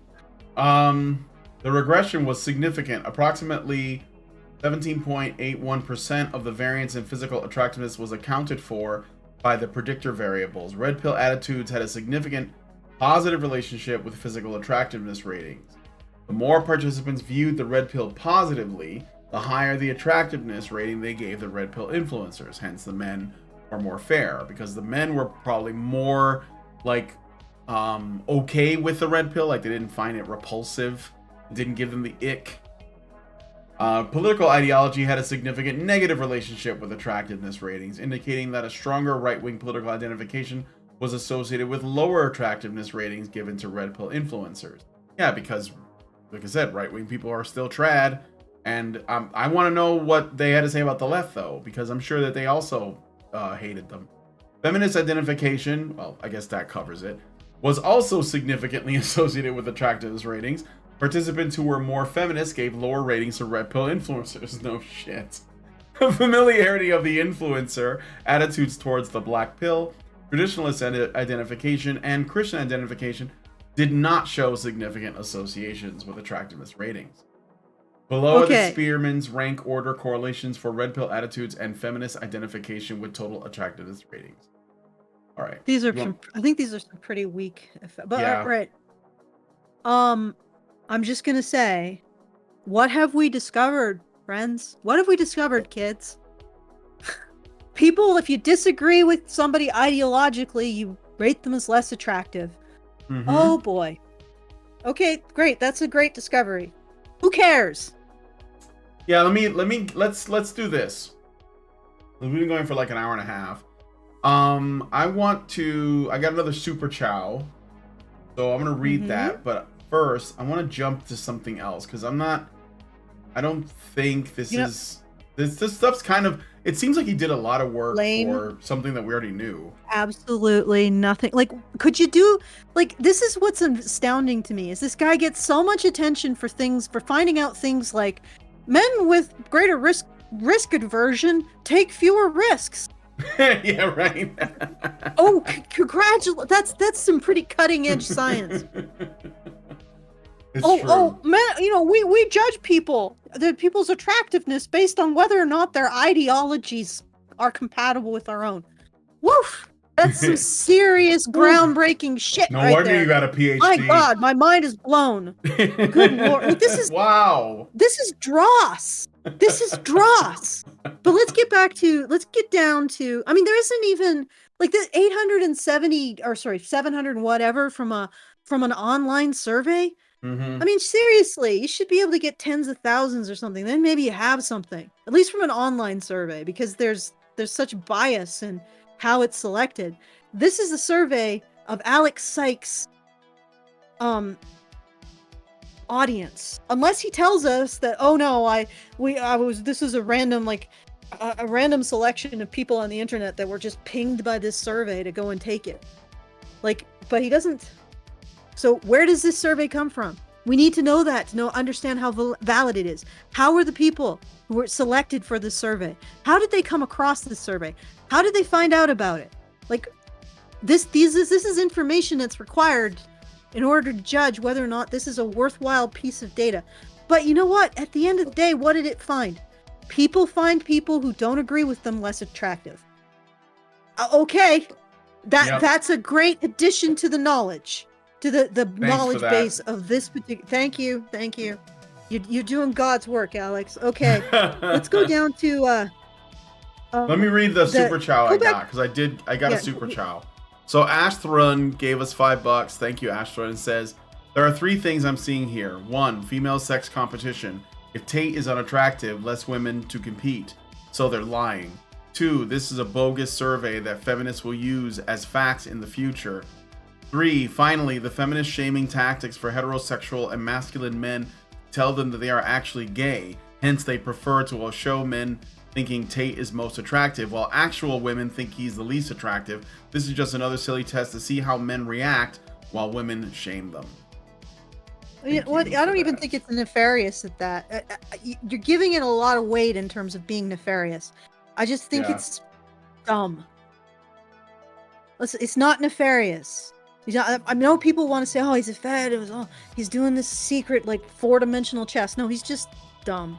His research is dumb, and it's not going to do anything. We're going to be exactly where we are right now in 5 years or worse, dealing with the population. I think the algorithm is supporting him, and I think that his ultimate goal is to, like, fundamentally change the popularity of the manosphere in general, which includes us, by driving traffic away from them. That's why he's calling the red pill's beliefs a kind of folk psychology, because his name is Alex Syke and he runs a website called datepsychology.com. So obviously he's the real deal. And I'm not saying that makes him a fed, but I'm saying that he could just be a guy that has these views and he's putting them out there, but his content and his presence is being raised up. He's the one that's going on Chris Williamson. He's the one that's making appearances on, like, other people's, like, I think he was on, like, the Daily Wire or something once.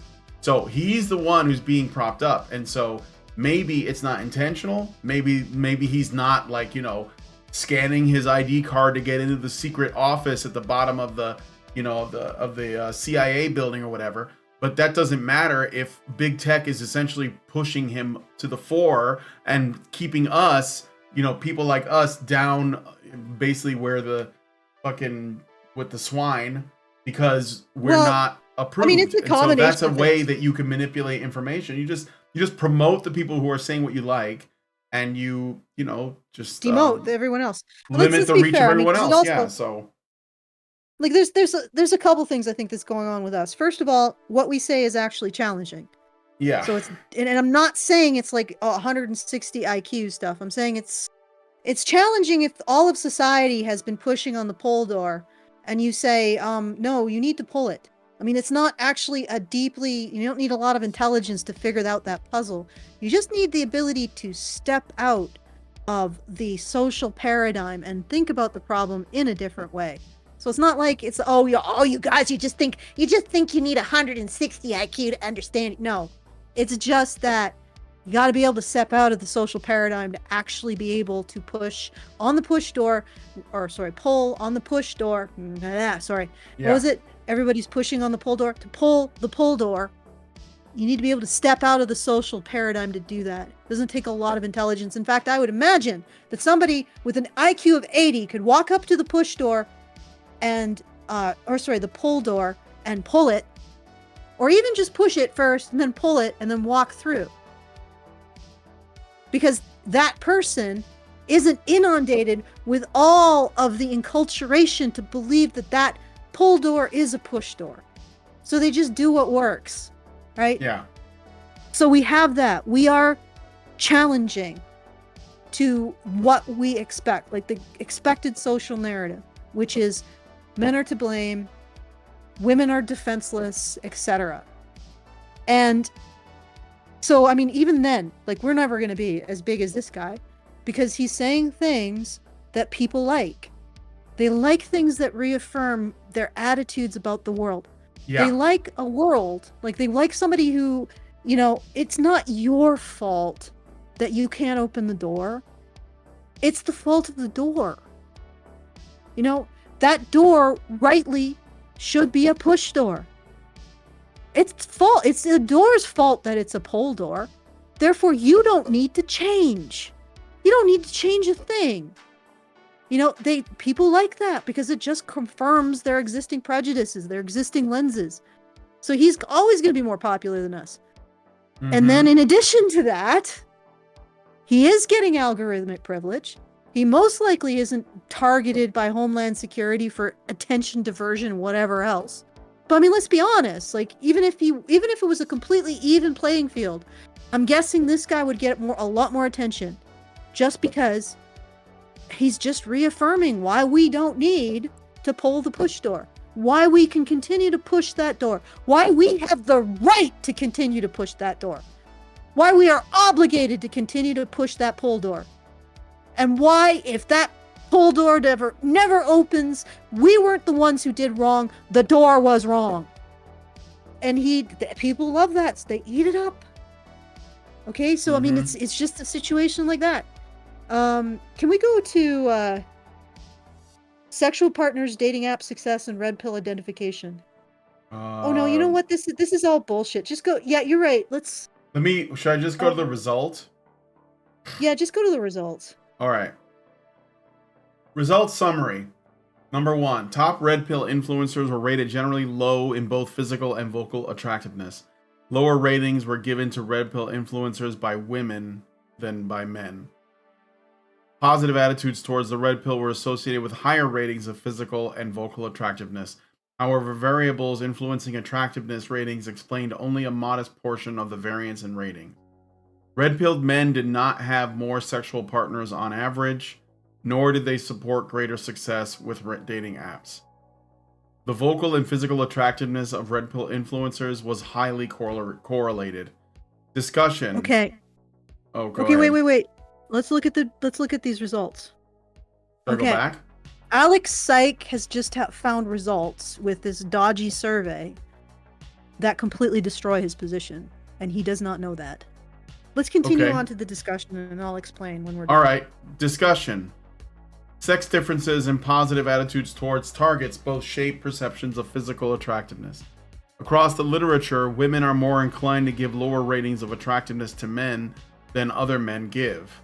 Additionally, if a subject is perceived negatively by raters, then he will be seen as less physically attractive. In my results, the association of popular influencers with the red pill resulted in their assessment as less attractive by participants who viewed the red pill more negatively. You sound like you're in agony reading this. I don't blame you, but I'm just I feel like I'm torturing you. It's okay. However, attitudes towards the red pill only explained a modest portion of the variance in attractiveness ratings. We cannot conclude that the very low ratings of red pill influencers occurred only because they were stereotyped negatively. Men and women both consistently rated red pill influencers low in physical and vocal attractiveness. Past research has found correlations between facial and vocal attractiveness. However, the high correlation in my results is likely due to faces and voices being presented concurrently. Influencers who are perceived more positively in general may be perceived more positively across the two variables. Additionally, vocal attractiveness may influence raters' perceptions of physical attractiveness and vice versa. Finally, men who identified as red pill did not report more success on dating apps nor more lifetime sexual partners. This was to date the most controversial survey I have run. The backlash I received from the red pill community dwarfed even the feminist response to our survey that asked if having sex with a sleeping person was really sexual assault. Why? I mean, just pause here for a second. Why would anybody in the red pill community have backlash to this aside from it's sort of catty? But he said it. But he said it happened, so it happened, and it was worse than the feminists. Yeah, but it basically confirms both the red pill and the black pill view, and I'm going to explain why as soon as we're done with his discussion. All right. Also, yes, having sex with sleeping people is sexual assault unless you've got prior. Yeah, that's kind of maybe that's just an open and shut thing, and the only hate you got from feminists were feminists saying how dare you even ask. So yeah, it's like okay. All right, Alex. Like, don't nobody fall asleep around him. Anyway, keep going. It's hard to describe the red pill responses as anything other than extremely fragile. But at the end of the day, the results can be interpreted to vindicate the red pill over the black pill. Here we have a list of popular red pill influencers. Yeah, there are no black pill influencers, by the way. So I don't know what this proves. But anyway, I'll let Allison say her thing. Many of whom are very low in physical attractiveness, but who nonetheless claim to be highly successful with women. If you believe that their claims are true, then you must conclude that they have found something that has helped them overcome their shortcomings in the looks department. Ding, However, ding, ding. Yes. However, the results from red pill participants do not necessarily support this conclusion. I didn't find that they were more successful with women across the measurements of dating app success and lifetime sexual partners. This could be interpreted in different ways. These men could have done worse before finding the red pill, only for red pill dating discourse to help them reach parity with normal men. This would be consistent with past research on red pill communities that has found men enter these spaces after having had bad romantic experiences with women. Alternatively, the red pill may be a placebo pill that does not help men at all. Oh no, you haven't proven that. In fact, you've rather proven the opposite, Alex Syke. Because the red pill influencers were likely red pill before they were influencers, right? And you're saying red pill men, unattractive men, are drawn to the red pill. And why are they drawn to the red pill? Because it actually puts more emphasis on your behavior than your looks. If you look at red pill content, which used to be PUA content, I guess it's sort of bred with traditionalist content and became something else. It's really interesting how all of this works, but I'm pretty I don't even know, where did the PUAs go? Did they just disappear? I think the PUAs are the red pill. I think it's all that. Yeah, I think that. So when you look at the red pill advice, it's all about re-emphasizing on creating that kind of a positive social experience, or the pickup artist advice, which where they are, I guess Brian says they've been subsumed into the red pill. Well, I think that it's part of the red pill. Yeah, I mean, I think. Well, like if you look at it like this, there are PUAs that they have different goals. They're trying to use their knowledge of women, of the dynamics between men and women to get access, but it's not necessarily only sexual. You know, like, so I think that it makes more sense to call them the red pill instead of PUAs, because the assumption would be a PUA is just trying to get laid often and with as much variety as possible. But then you have the majority of men who might go this route, who are just like, I'm just looking to, you know, better be able to use whatever my perks are to attract a potential mate, maybe date a little while, you know, and suss out which woman is the best, and then, like, you know, settle down with her. And I think that even the guys who are just PUAs eventually start thinking about settling down. I mean, you can just look at Roosh V's, you know, character arc to see that. So I think the red pill probably just makes more sense, and it does include, I guess you could say, the men who are using this to find a life partner. But I think that's always been the case. That'd be my guess. Okay, So so my overall point is that pickup artistry and now the red pill emphasizes man's behavior, his personality, how he constructs a social space for a woman, yeah, and basically. self-improvement. Right? Yeah, and I mean, there's less, as far as I can tell, there's less emphasis on looks, although, there originally with the pickup artist, you did focus on being fit and maybe peacocking and whatever Yeah, else. like, oh, I got this hat. No, I know. Yeah. Yeah. Yeah, yeah, exactly. But for the most part, it was focused on improving your social skills. However, even if those social skills was more like creating that kind of traditional space for a woman, whatever, is about the focus is on improving your social skills. Men who are less attractive are probably going to want to max out what they have control over. And yes, I Yeah. said that personality can be very difficult to change, but to a certain degree it can be molded more than your look. Like a man's Refined, never going to be sharpened. refined, more sharpened. You can do a little bit more work on it. But ultimately they're focusing on that. And incidentally, they're focusing on personality. And from what I can tell, pickup artists actually gave men steps to make these improvements. So red pillars give men steps to make these improvements in their personality. The men who are going to be attracted to red pillars, red pill before they become influencers, are probably going to be those guys who are experiencing worse outcomes in the dating relationship, which likely has a large overlap with men who don't look like Chris Helmsworth, right? So what he's found is that unattractive men, if we're to take these ratings at face value, are able to have the same level of success as the average man in the red pill. And ultimately that means that, because I don't think the red pill influencers are going to be significantly more attractive than their followers, if you think about it, or their followers aren't going to be significantly more attractive than they are. It's generally not the way it works. So the red pill community, which likely represents men who are physically not necessarily in that top 10%, are doing just as well as just a normal sample of men. Why? I mean, his ultimate conclusion is, oh my God, sick people, when they go to the doctor, the red pillars, they only end up as healthy as a normal person. Well, yeah, that's the point. If the red pillars start off with the deficit that you're suggesting their influencers have, which is probably why they got into the red pill in the first place, then they're getting equal. They're getting up to equal success. That's good. Now, he could be saying, oh, it's a placebo, but again, this actually speaks to the kind of study he's doing. This study is useless for making a conclusion.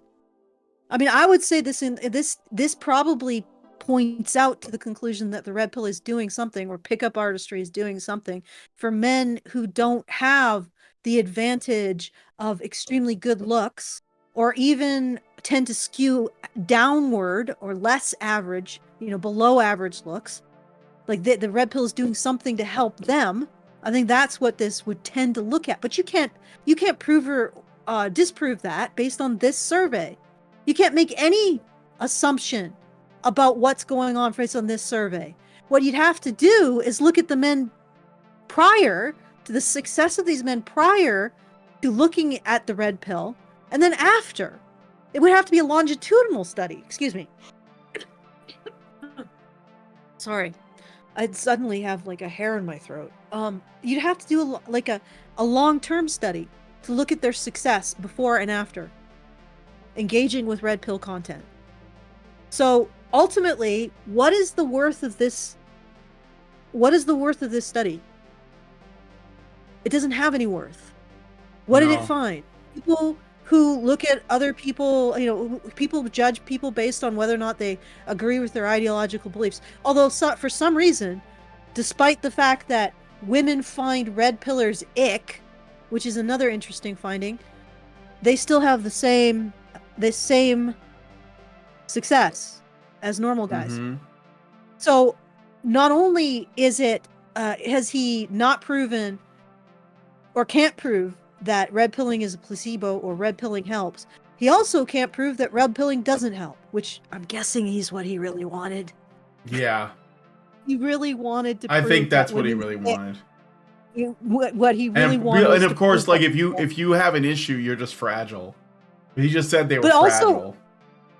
Yeah, but It's also, kind of childish. like, what is the causal relationship he's trying to establish here? Because the only one that he's established is, again, ideology colors how we see the attractiveness of others. Yeah, okay, thank you. You've done a crappy study to Genius. find My a mind is result that blown. nobody asked for. Yeah. Like, why is anybody in the red pill community at all concerned with this? I don't know if they are. I think he's claiming. That's another thing too, though. He's like, "Oh man, I got so much hate for this. Oh man, they're like worse than the feminists. You guys are just as bad, if not worse." But there's no evidence. I don't, like if anything, Okay. maybe Rollo did a 9-hour stream on it or something. But like, come on, dude. You basically this basically isn't worth a made 9-hour stream. you kind of did a dishonest, I would say a somewhat dishonest study on like 11 guys.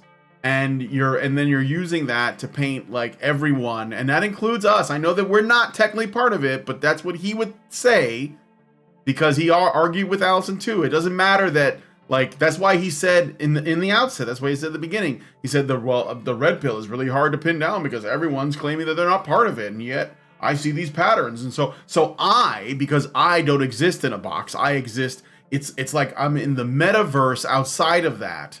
And I view all of the boxes, and I can see them all, and I can see where you are and you are. So I have determined what box you're in.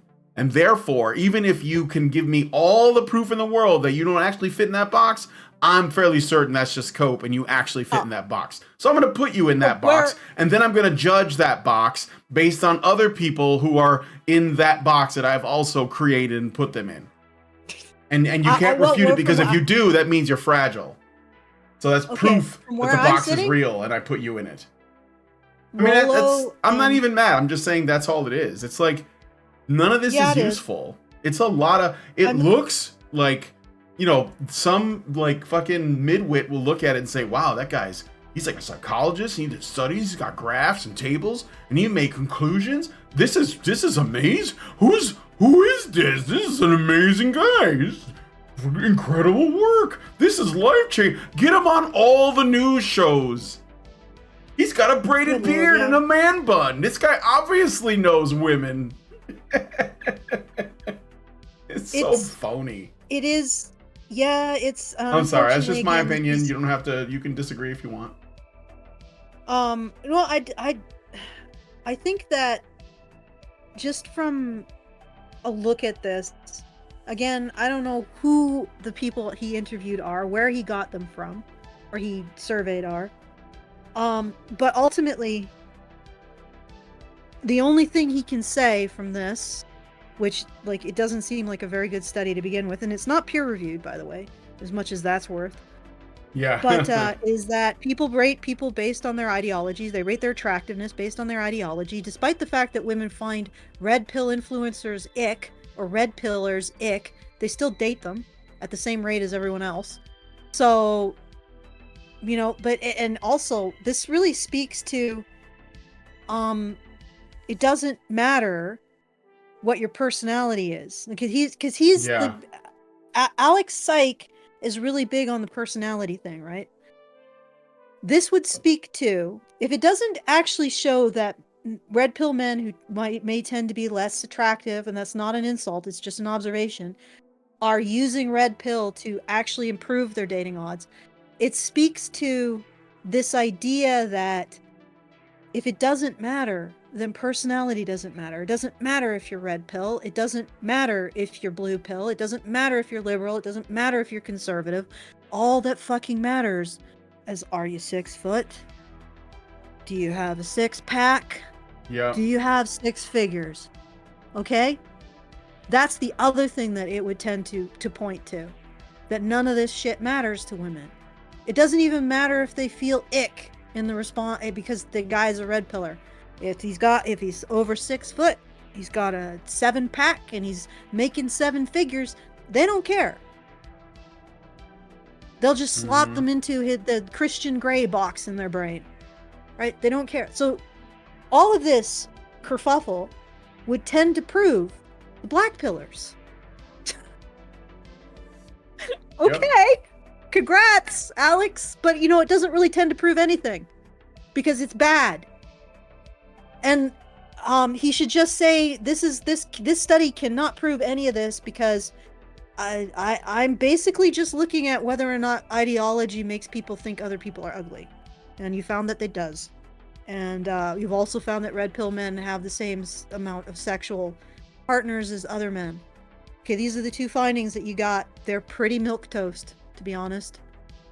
Yep. I think that these findings would tend to support our position. That it doesn't matter. It doesn't matter if you're red pill.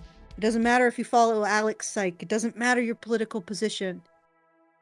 Women want these things that are unobtainable for most men. It just doesn't fucking matter. Mm-hmm. Is that the black pill position?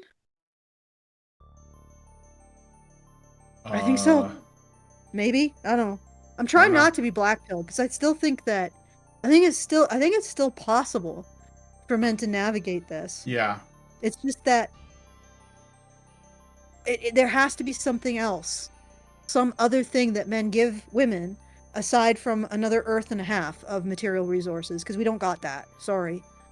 There has to be something else that men give women aside from a 6-pack. Something else. I'm not saying women have to get nothing from men, but it has to be something different than what they're asking for now. Mm-hmm. And that's going to be part men figuring something out and part women figuring something out. But it doesn't come from this. It doesn't come from lying to ourselves about the situation that we're in. Yep. Okay. Do you want to just...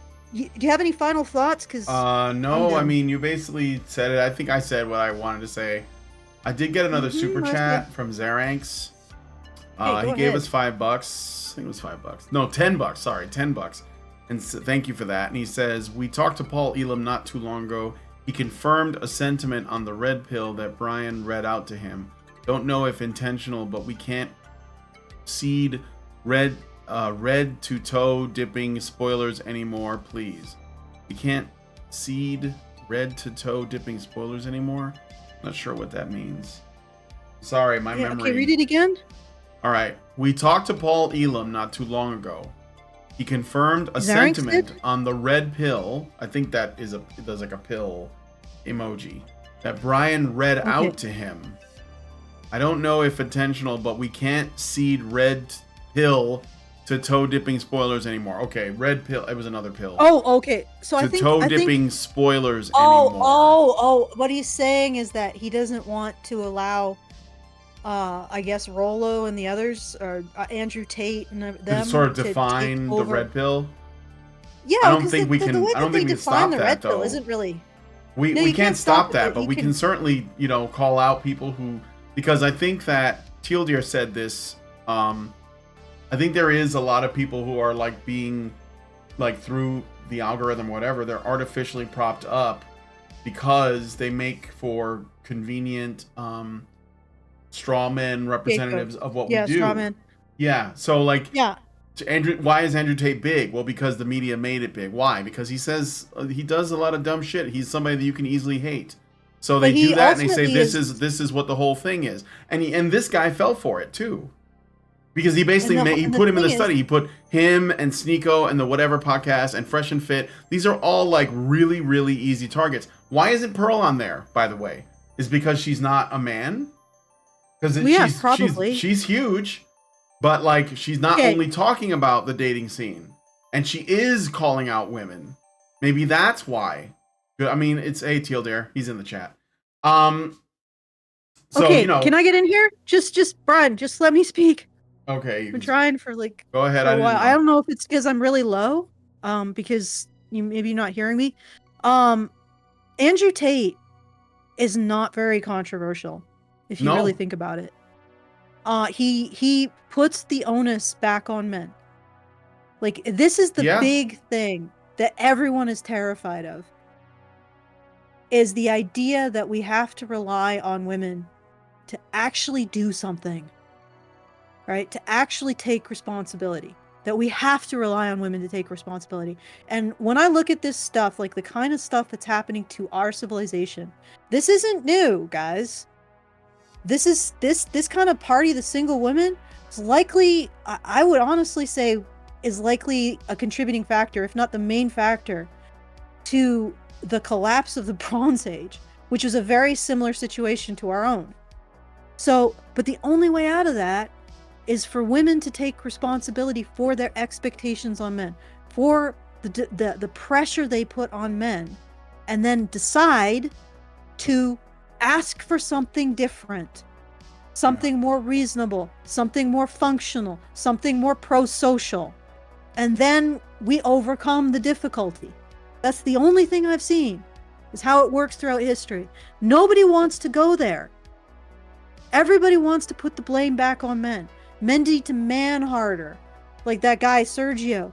Men need to masculinity more, and then women will fall into line. Okay. I mean, there is a certain aspect of this that men also need to start expecting more of women. Don't get me wrong. You know, not necessarily insult each other for being simps, but maybe help each other over being simps. You know what I mean? Yeah. Like, call each other out, but don't start to judge and like, I'm trying to get the sense of help, don't shame. Does that make sense? Mm-hmm. Yeah, sure. Okay, and it's like, it's just a situation where women have to take responsibility. Men have to help them do that. And Andrew Tate isn't controversial in that sense at all. Right. He still just reaffirms this idea that men are the ones who are where the buck stops, and that's not always the case. I hate to say it, but half the human race, if they're not doing their job in a way that's sensible, we get the kind of dysfunctions that we're seeing. And the only way is for them to return to doing their job. You know, that's funny, because, you know, they say, the communists say, women hold up half the sky. Okay. Well, what happens when women stop? Mm-hmm. Are women responsible for holding up half the sky? If you say that if they hold up half the sky, does that mean they are responsible? Yes. That means they can be held responsible. That means when things are fucking up, maybe they're the ones who aren't holding up the sky. Okay. Yeah.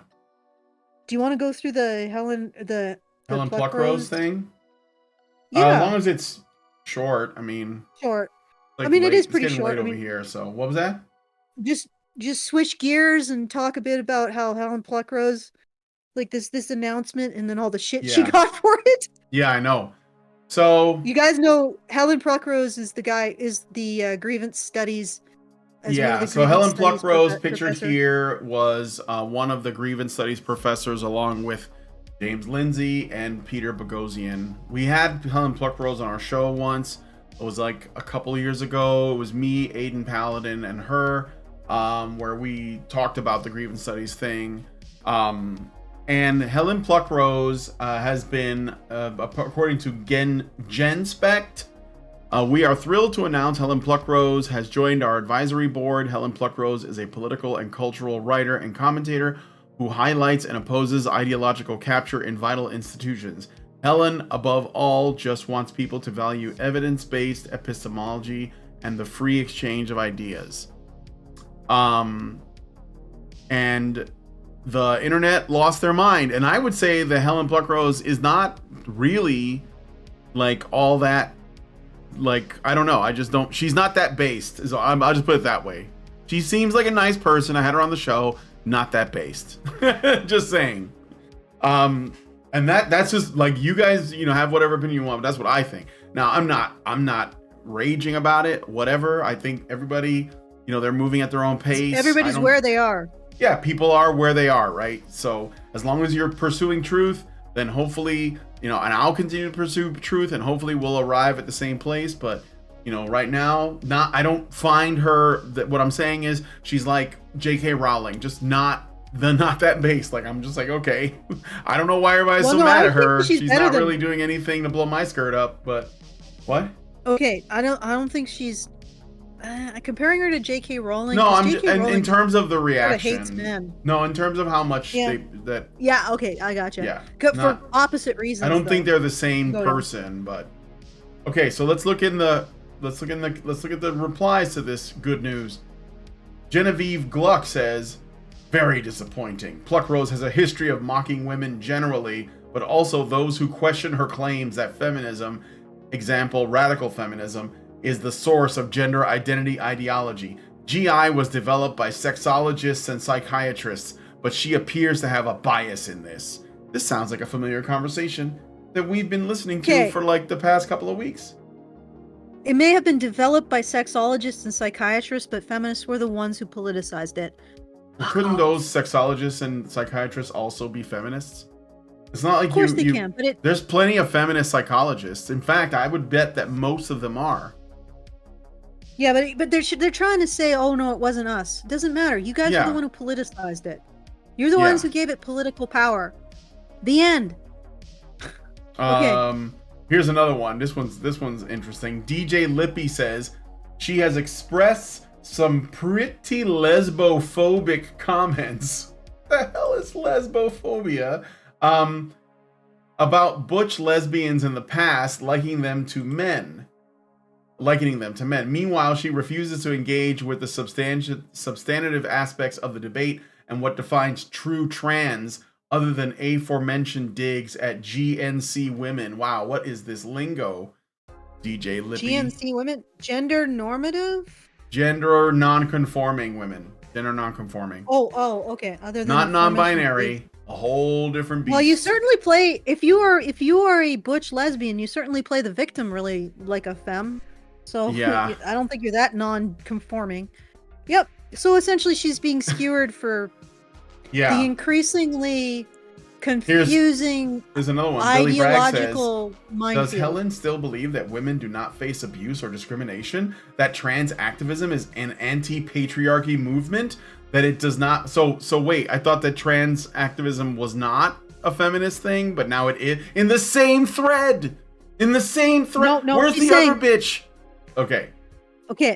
She's actually saying that Helen Pluckrose has made the trans movement the anti-patriarchy movement. So this is like this is basically circling all the ideologues eating each other over the trans issue. That it does not matter if organizations use whatever definition of man, woman, boy, girl, male, female they fancy. Are GC women still bedbugs? Ew, what's that? What is GC? Like, wow, they really one woman. Yeah, they really flamed her. One woman said that Helen Pluckrose is anti-NGC women, and the other one says that she's anti-GC women. Yeah, like, apparently. I gotta find out what this means. Gender conforming women, I guess. I don't know. I don't want to know. It's a rabbit hole. It's a rabbi hole that I'm not ready to go down. New general catalog of nebulae and star clusters. God. Well, that's a much nicer. Oh God. New I'm not geo gonna use your color? words, feminists. I'm not gonna use your new words generation. Oh, new German cinema. New generation crew. I didn't know Pluckrose had a strong opinion about new German cinema. Somehow I don't think that's what GC is. I don't think that it's gone into the mainstream just yet. New generation computing. Huh? New generation computing? No.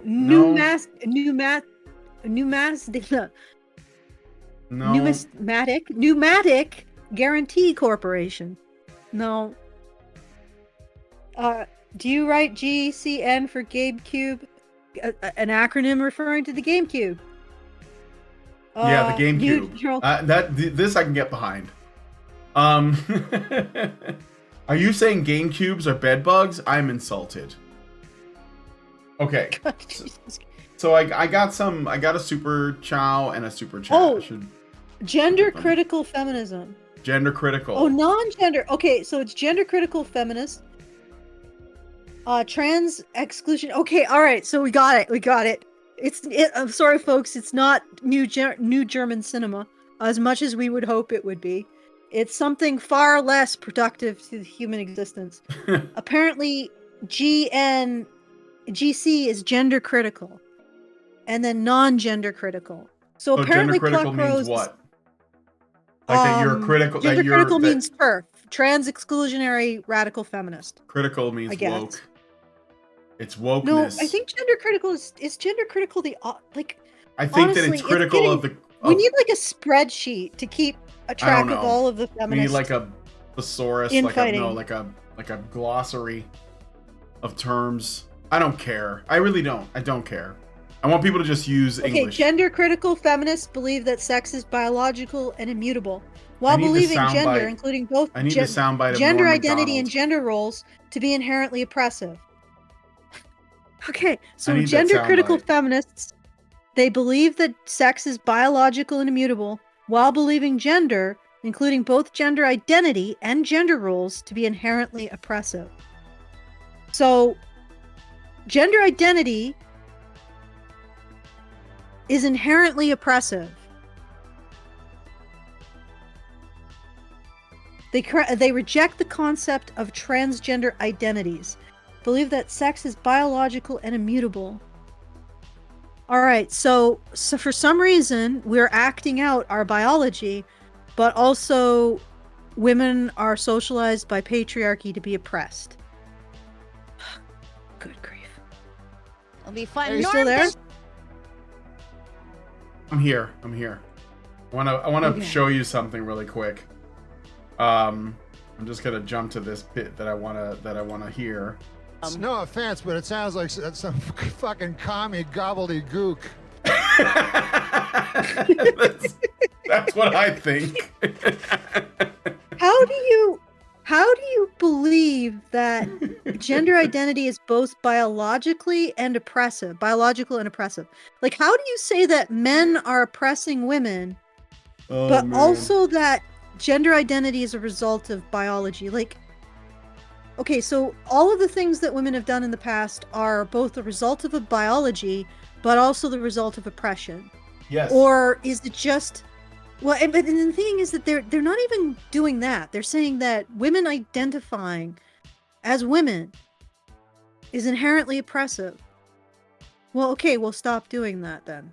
Like, you're free now. Leave the cage, gender-critical feminists. You no longer have to identify as women. The thing is not about the thing.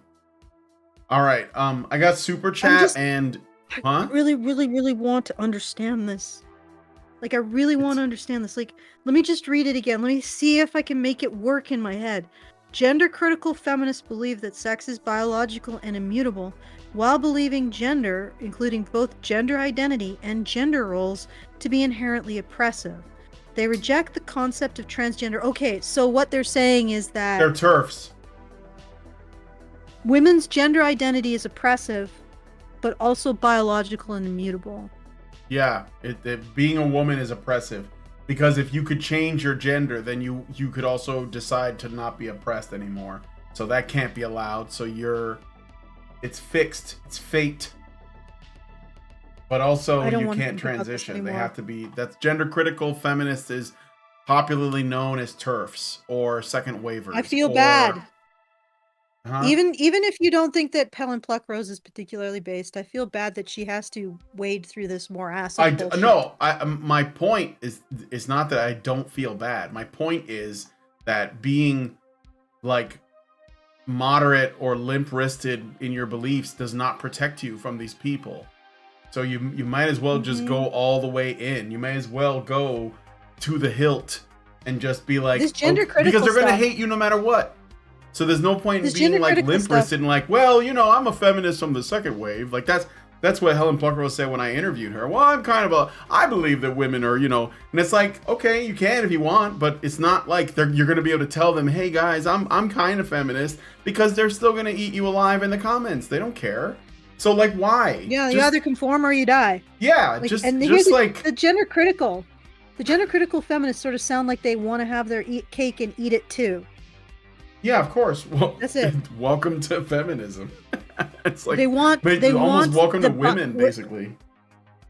They want the biological the identity of woman to be biological, but also And everything immutable. associated with woman to be an oppressive role forced on them by patriarchy, Sure. including identifying as a woman. Yeah. Because they don't want men to be able to be women, because then men would be able to cash in on that sweet, sweet oppression. So Yeah. they gotta monopolize it. It's not worth thinking about. All right, let's finish up. All right, so I got a super chat from Richard Bier, gives us $5 and says the party of single women is a front for cats trying to regain their status as deities that they used to have in ancient Egypt. The cat was was a symbol of nobility in ancient Egypt. That's from Dewey Cox, one of my favorite comedies. Zeranx gives us $10 super chat. Thank you. Oh, and here's a Badger Chan for Richard Bier. I forgot to put her up there. Zeranx gives us a $10 super chat and says, Alex Syke, Brittany Venti, etc. I view as spoilers. I don't consider Rollo as such. Some in the red pill space might have negative aspects, but they're more positive than negative. Spoilers smile if we fall. Oh, I don't think Brittany Venti's red pilled, but I get what you're saying. I think she's just kind of like I don't know. She's just a mean girl on the internet. That's all. But thank you, Zeranx. Then I think I got one more just now from Zeranx for $2. And he says, second waivers are anti-family. Thank you, Mona Charon. Charon, like the boatman that takes you to the rivers, down the river Styx to Hades. Charon, boatman. All right, the ferryman. That is all of the super stuff. So we're done. All right then. Okay, All right. so thank you for everyone who put some dosh through to send us like these comments. Very much Do you have any appreciated. thank yous for the? No, nobody's sent anything through the That's all right. actual fundraiser. It's I okay. will mention it again. If you want to support the show, which is really critical to make sure that we can keep talking about these things in the way that we do, which I think is very unique because I haven't heard it before, honestly. If you have, like, point us to it so we can talk to them as well. It'd be nice to find someone else, a fellow traveler on this lonely road, you know? So if you're listening to this and you said, oh no, we've heard about other people say the things that you have, send us a link and we'll hit them up and hopefully they'll come on the show and we can have a nice conversation and be like, oh my God, you are also a weirdo. Okay, so feedthebadger.com/support to support us, the show for the month, and feedthebadger.com/justatip to send us a message and a tip. Also, and we will endeavor to read whatever you send in the next available show. That's the best way to give us any kind of funds and the best way for you to get a comment to us, because you do not have to run through YouTube's comment enhancement system. We'll call it that.